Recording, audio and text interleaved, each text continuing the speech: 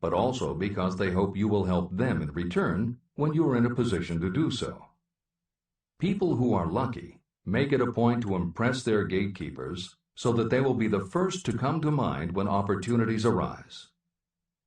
Your gatekeepers must believe that you deserve a break, and that it is worth it to them to give you one. One of the best ways to do that is simply to behave and act lucky. If you act like a loser, people think you are a loser.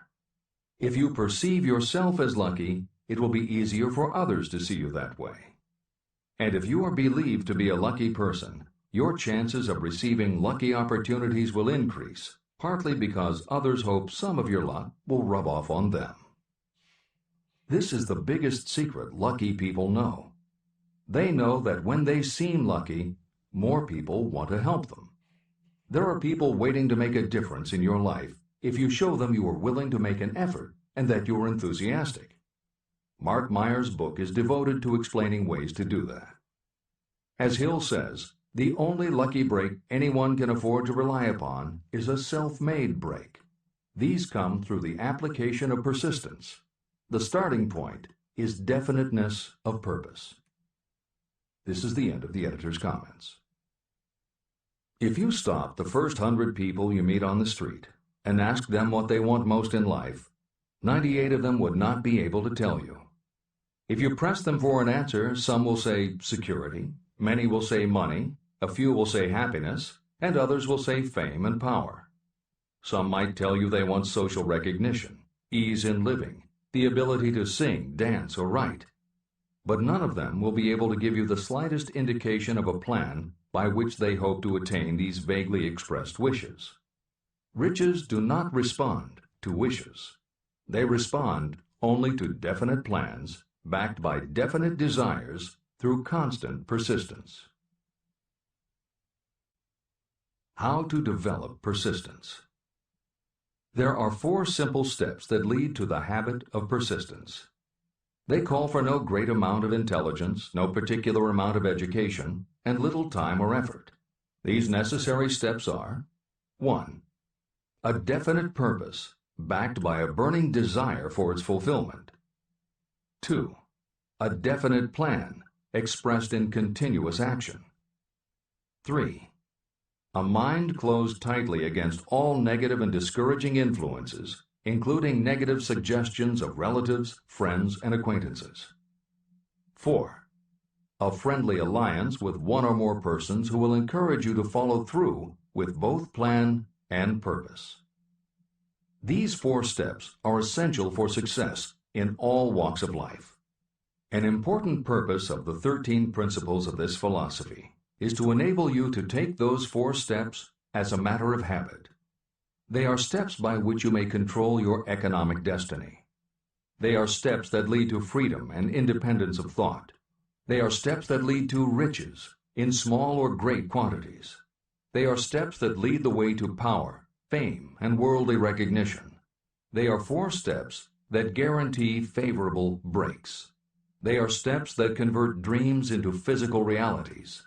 They are steps that lead also to the mastery of fear, discouragement, indifference. There is a magnificent reward for anyone who learns to take these 4 steps. It is the privilege of writing your own ticket and of making life yield whatever price is asked. How to master difficulties. What mystical power gives people of persistence the capacity to master difficulties?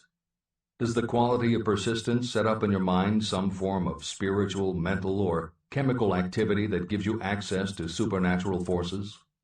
Does infinite intelligence throw itself on the side of the person who still fights on when the whole world seems to be against them? These and many other similar questions were in my mind as I watched Henry Ford start from scratch and build an industrial empire with little more than persistence. Or Thomas A. Edison, who, with less than 3 months of schooling, became the world's leading inventor. He turned his persistence into sound recording and playback machines, motion picture cameras and projectors, and the incandescent light, to say nothing of 100 other useful inventions. I had the opportunity to analyze both Mr. Edison and Mr. Ford up close and personal, year by year, over a long period of time.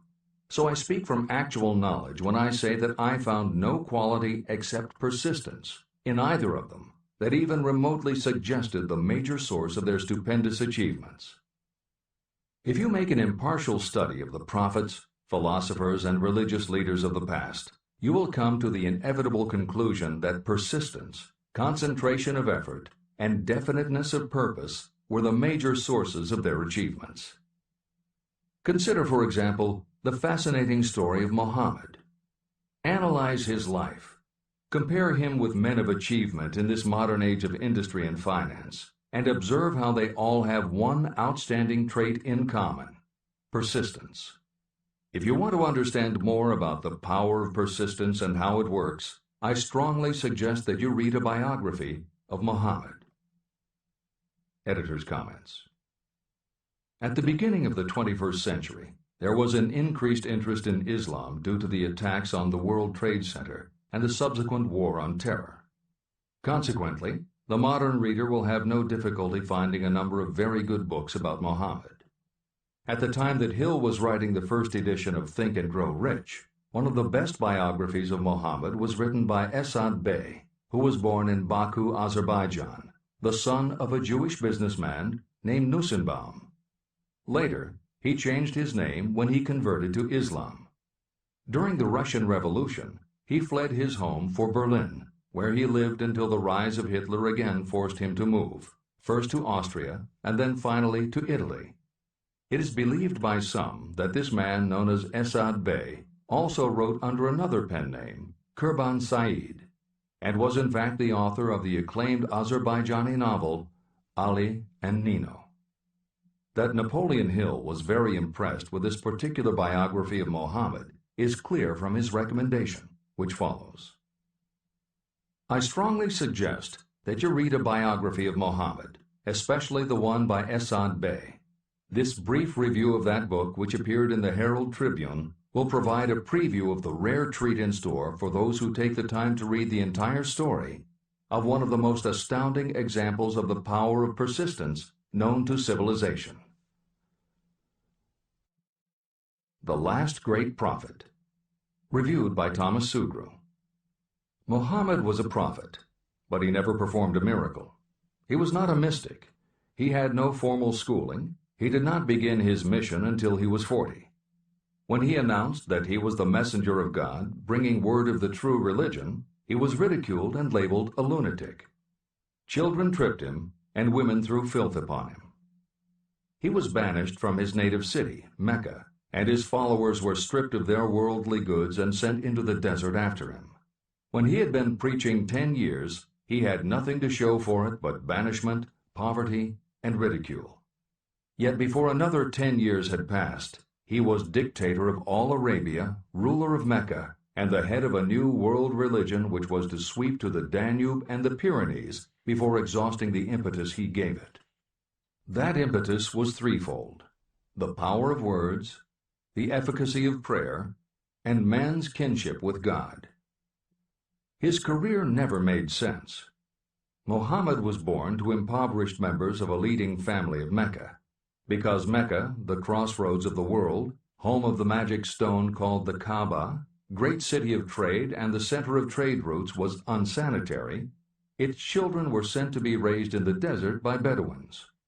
Muhammad was thus nurtured, drawing strength and health from the milk of nomad, vicarious mothers.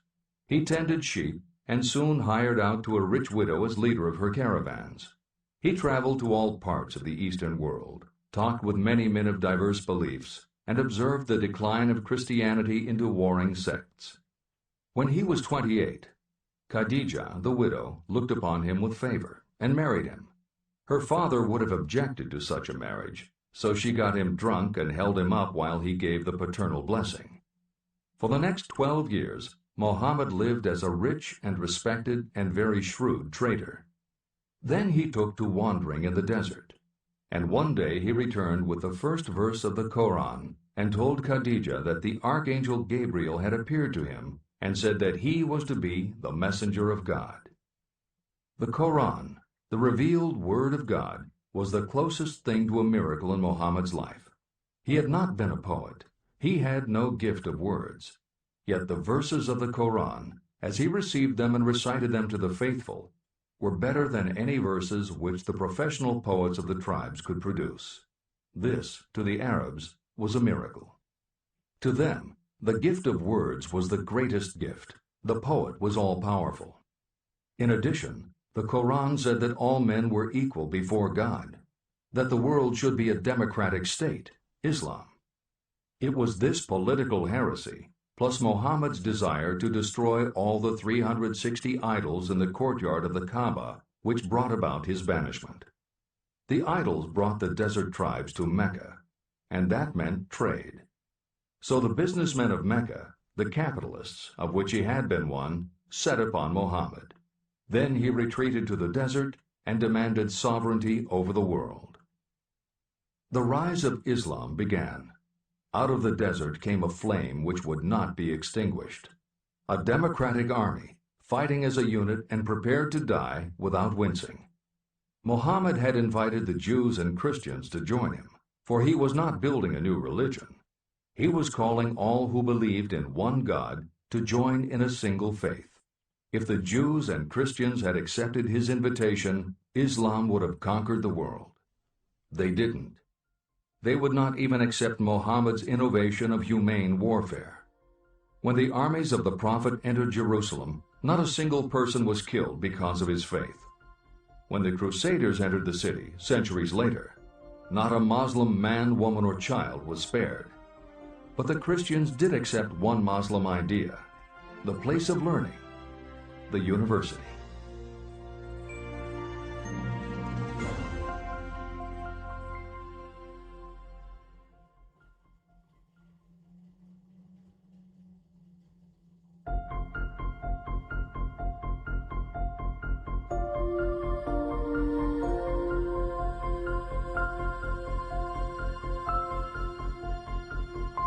The ladder of success is never crowded at the top.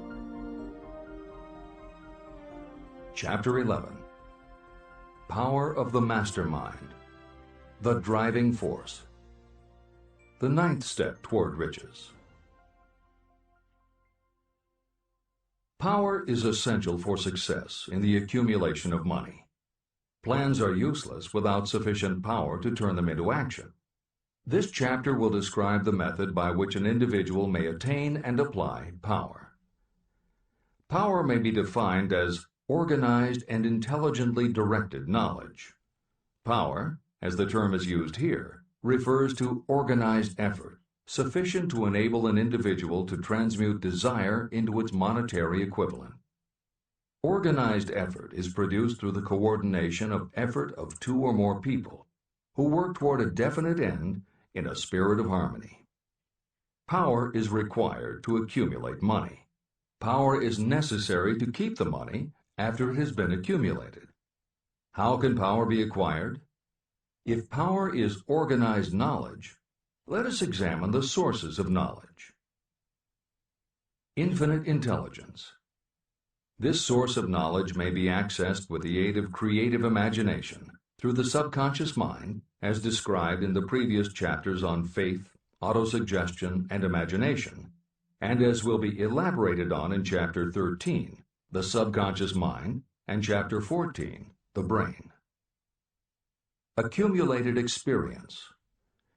The accumulated experience of humanity may be found in any well-equipped public library. An important part of this accumulated experience is taught in public schools and colleges, where it has been classified and organized. Editor's comment. The computer revolution and the Internet have had a profound effect upon the quantity of information available and on the ease of access and ability to organize that information. This is the end of the editor's comment. Experiment and research. In the field of science, and in practically every other walk of life, people are gathering, classifying, and organizing new facts daily. This is the source to which you must turn when knowledge is not available through accumulated experience. Here, too, the creative imagination must often be used. Editor's comment. Today, because of the computer revolution and the Internet, publishing